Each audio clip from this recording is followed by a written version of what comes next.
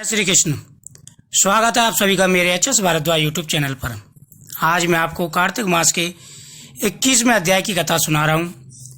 सूत जी बोले कि भागीरथ के वर्ण में सुदामा नाम का बलवान राजा था। उसका पुत्र मित्रसह नामक था।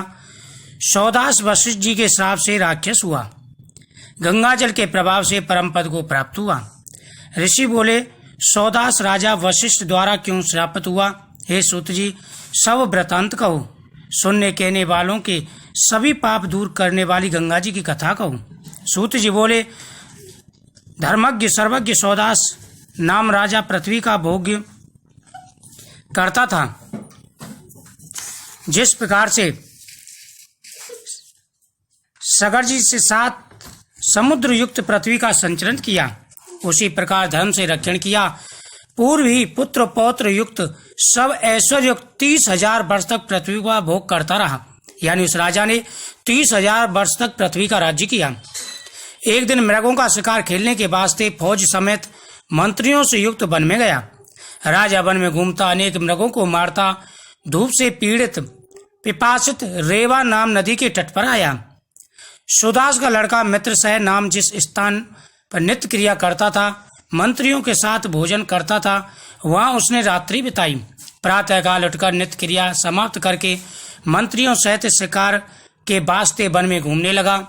एकाकी राजा वन में घूमता कर्ण पर्यंत बाण को खींचे मृग के पीछे भागा।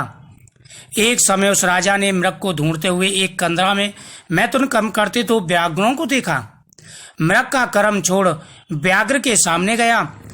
बाणों के मंत्र जानने वाले राजा ने व्याघ्री को बाण मार दिया। व्याघ्री राक्षस रूप महाघोर शब्द करती वाली 30 योजन लंबी हो गई। राक्षसी को गिरता देख वह व्याघ्र बड़ा विचलित हुआ और बदला लेने के लिए ऐसा बोला, अंतर ध्यान हो गया। धर्मयुक्त राजा भी सब वृतांत मंत्री से कहकर अपनी पुरी को लौटा। संपूर्ण अलंकार युक्त राजा धर्म से युक्त पृथ्वी का रक्षण करने लगा। बहुत दिन बीतने पर आनंदित राजा ने वशिष्ठ मुनि द्वारा अश्वमेध यज्ञ आरंभ किया। वहां वशिष्ठ जी महाराज ब्रह्म आदि देवताओं को यथाविधि हवि देकर यज्ञ समाप्त करके स्नान करने वास्ते गए। इतने में राजा से बधित हुआ राक्षस क्रुद्ध होकर राजा से बदला लेने के वास्ते आया। मैथुन करते समय स्त्री को मारा। उस दुख से कुपित राक्षस राजा के गुरु वशिष्ठ जी का जब स्नान करने के वास्ते गए, तब वशिष्ठ जी का रूप धारण कर राजा से बोला, हमारे भोजन के वास्ते मांस मंगाइए, हम खाएंगे। फिर उसी राक्षस ने रोटी बनवाने वाले का रूप धारण करके राजा को मनुष्य का मांस दिया। राजा भी पका मांस सुवर्ण के पात्र में धर के गुरु की प्रतिज्ञा करने लगा। सौदास राजा ने नम्रता युक्त सुवर्ण पात्र में स्थित मांस को रखा। आए गुरु जी के आदर पूर्वक दिया। वशिष्ठ जी मनुष्य का मांस देख सोचने लगे, ये क्या? विष्णु तो समाधि द्वारा मनुष्य मांस जाना। उन्होंने राजा की दुशीलता जानी। राजा ने हमको अभियुक्त दिया है। इस प्रकार वशिष्ठ जी क्रोधयुक्त हुए। हे राजन, हमको तुमने अभाग्य दिया है, इससे तुम भी यही मिले।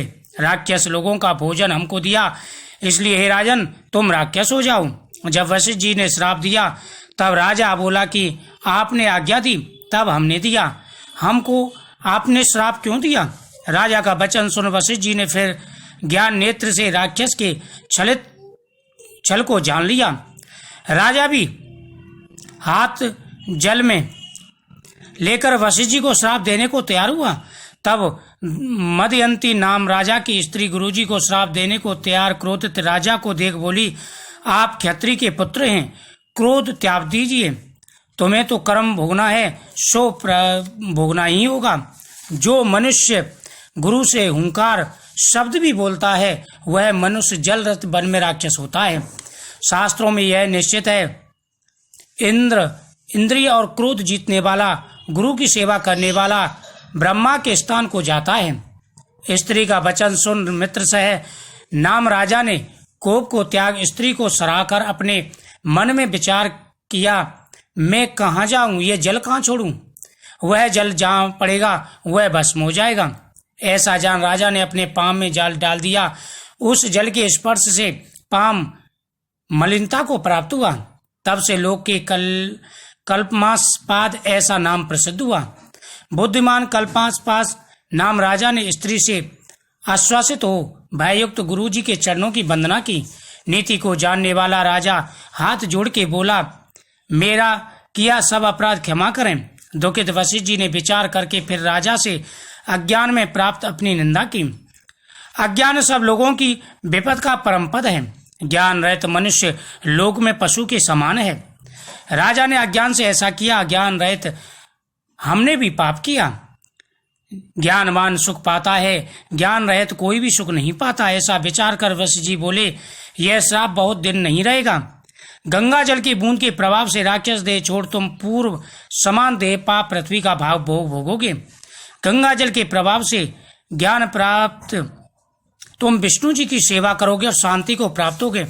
ऐसा बोलकर वशिष्ठ जी आश्रम को चले गए। क्षुधा पिपासा से पीड़ित क्रोध युक्त कृष्ण पक्ष की रात्रि के समान दीप्ति वाला राजा मनुष्य रहित वन में घूमने लगा।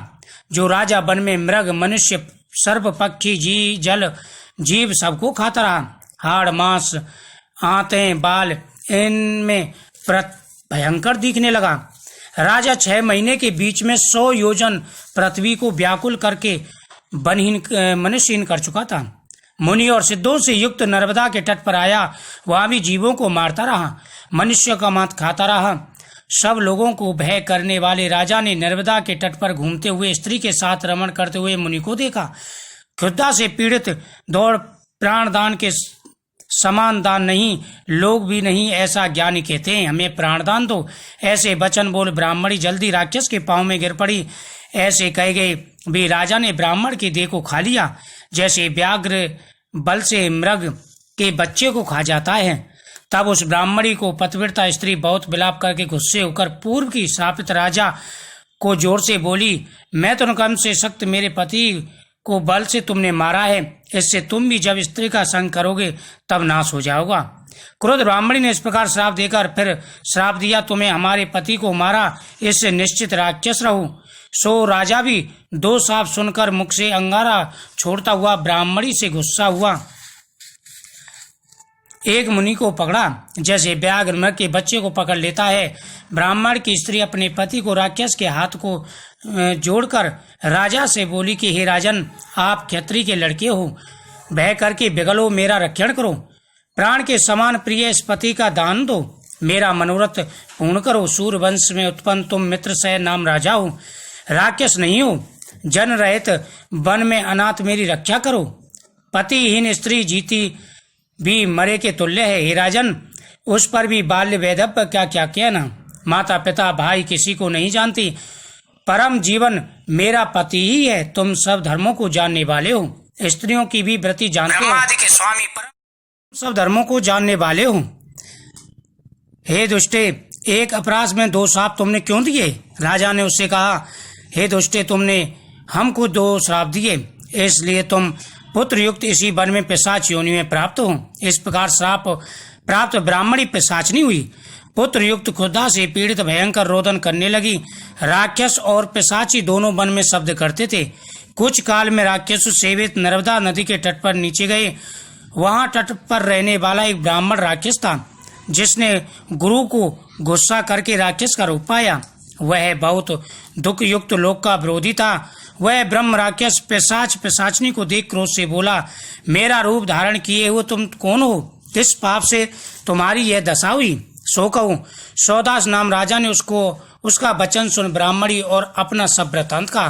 फिर वह राक्षस से बोला कि तुम कौन हो?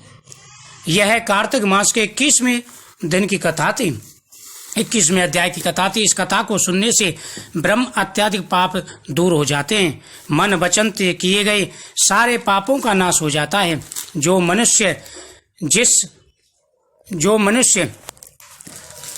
सच्चे मन से इस कथा का श्रवण करता है, उसकी सारी मनोकामनाएं पूरी हो जाती हैं। कार्तिक मास के महीने में इस कथा का श्रवण करने से मन वचन कर्म से किए गए सारे पाप दूर हो जाते हैं। इस कथा का श्रवण ओम नमो भगवते वासुदेवाय का जाप, यह मनुष्य को मुक्ति प्रदान करने वाला है।